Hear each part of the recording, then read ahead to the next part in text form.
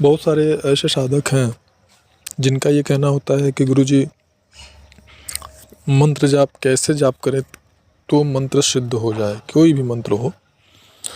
तो इसमें बहुत सारे गूढ़ रहस्य हैं। इससे संबंधित हमने संक्षेप में कुछ जानकारी अपने प्रीवियस वीडियो में दिया हुआ है।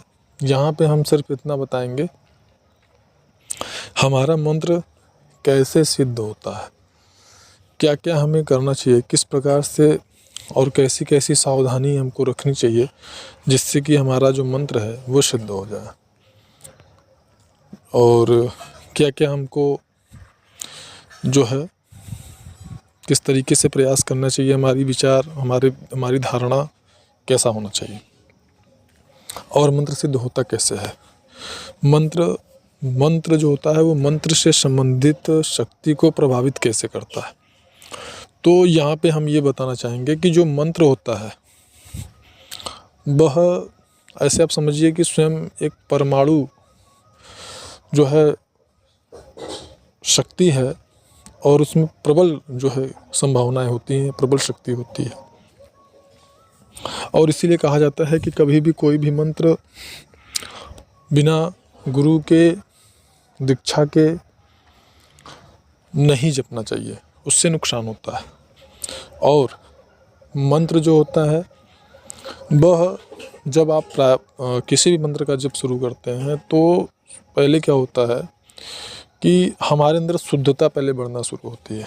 हमारा आचरण शुद्ध होना चाहिए, व्यवहारिकता जो है वो शुद्ध होनी चाहिए।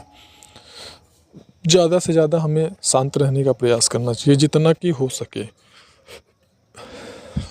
और इस प्रकार से हमारा जो स्थूल शरीर है, सर्वप्रथम मंत्र के द्वारा हमारा जो स्थूल शरीर होता है वो शुद्ध होता है।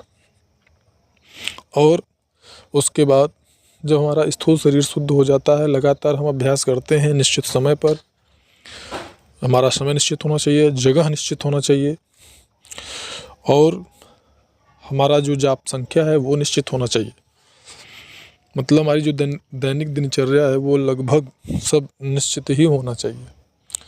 तो ऐसी स्थिति में क्या होता है कि हम जब लगातार इस प्रकार से संयमित होकर के ब्रह्मचर्य का पालन करते हुए किसी मंत्र का जप करते हैं तो पहले उसके द्वारा हमारा जो स्थूल शरीर होता है वो शुद्ध होता है। उसके बाद धीरे धीरे करके जब लगातार हम लगे रहते हैं तो उसी मंत्र के द्वारा हमारा सूक्ष्म शरीर भी शुद्ध होता है, और इस प्रकार से वह शुद्धता धीरे धीरे सूक्ष्म रूप से व्यापकता में बढ़ती चली जाती है, और वो हमारे द्वारा जो बोलने वाला मंत्र है, शब्द है, वो धीरे धीरे सूक्ष्म रूप से व्यापक होता चला जाता है, उसका फैलाव बढ़ता चला जाता है सूक्ष्म जगत में। और धीरे धीरे वह मंत्र जब हम लगातार परिश्रम करते रहते हैं, कठोर परिश्रम के साथ उसमें लगे रहते हैं, तो फिर उस मंत्र में इतना ज़्यादा व्यापकता हो जाती है कि वह संबंधित शक्ति के पास पहुंचने लगता है। इस मंत्र किसी भी मंत्र की सिद्धि जैसे वायु तत्व, आकाश तत्व, अग्नि तत्व, तीन तत्वों से संबंधित शक्तियाँ होती हैं। तो जो भी जिस भी तत्व की शक्ति है, जैसे आकाश तत्व से संबंधित शक्ति है तो सबसे देर में सिद्ध होती हैं, और वायु तत्व से संबंधित शक्तियाँ हैं तो उनसे जल्दी सिद्ध होती हैं। अग्नि तत्व से संबंधित शक्तियाँ हैं तो वो सबसे जल्दी सिद्ध होती हैं। अग्नि तत्व से संबंधित शक्तियाँ क्या हैं? इंद्र हैं, अप्सराएँ हैं, किन्नर, यक्ष इत्यादि। तो मंत्र की सिद्धि को कुछ इस प्रकार से आप समझ सकते हैं कि कोई अगर भरा हुआ ड्रम है पानी, एक चुटकी उसमें रेत आप प्रतिदिन डालते हैं, तो इस प्रकार से आप मंत्र की सिद्धि को समझ सकते हैं।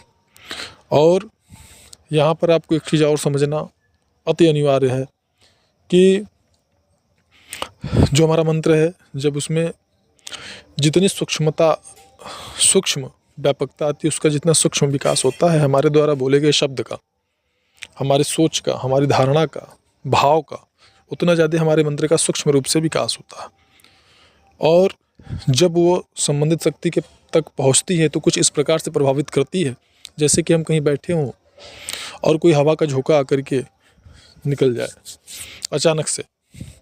इस प्रकार से वह संबंधित शक्ति को प्रभावित करता है। धीरे धीरे वह कुछ इस प्रकार से प्रभावित करना शुरू करता है, जैसे कोई छोटा बच्चा हो बार बार आकर के आपको स्पर्श करके चला जाए, फिर आकर स्पर्श करके चला जाए।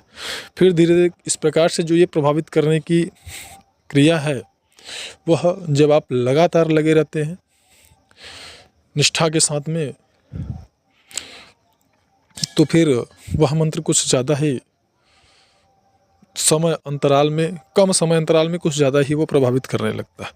इस प्रकार से वह मंत्र अपने संबंधित शक्ति को प्रभावित करता है, और धीरे धीरे करके जब साधक दृढ़ निश्चय होकर के लगा रहता है, तो फिर जो संबंधित शक्ति होती है वह उस साधक से संपर्क करती है, चाहे प्रत्यक्ष रूप से अपने तत्व के अनुसार प्रत्यक्ष रूप से या अप्रत्यक्ष रूप से सूक्ष्म रूप से। और फिर वो पूछती है कि हाँ भाई क्या बात है, तुम अपनी बात बताओ, या जो मनोकामना होती है फिर वो सोचता है कि देखें कि वो इससे देने लायक है या नहीं है उसकी योग्यता के अनुसार। तो फिर इस प्रकार से वह आपके विषय में संबंधित शक्ति सोचती है, अगर वो आपकी इच्छा मनोकामना पूर्ण करने लायक है तो वो फिर आपको आशीर्वाद दे देती है कि हाँ ये कार्य होगा, फिर होता है वो चीज़। और यही परम सत्य। हमने जितना चीज़ आपको बताया, कुछ ही क्षण में हमने सारी चीज़ आपको बता दिया, पर वास्तव में ये चीज़ घटने में काफ़ी समय लगता है, और बिना गुरु के तो ये संभव ही नहीं है। आजकल तो प्रचार है कि हाँ गुरु की कोई आवश्यकता ही नहीं है,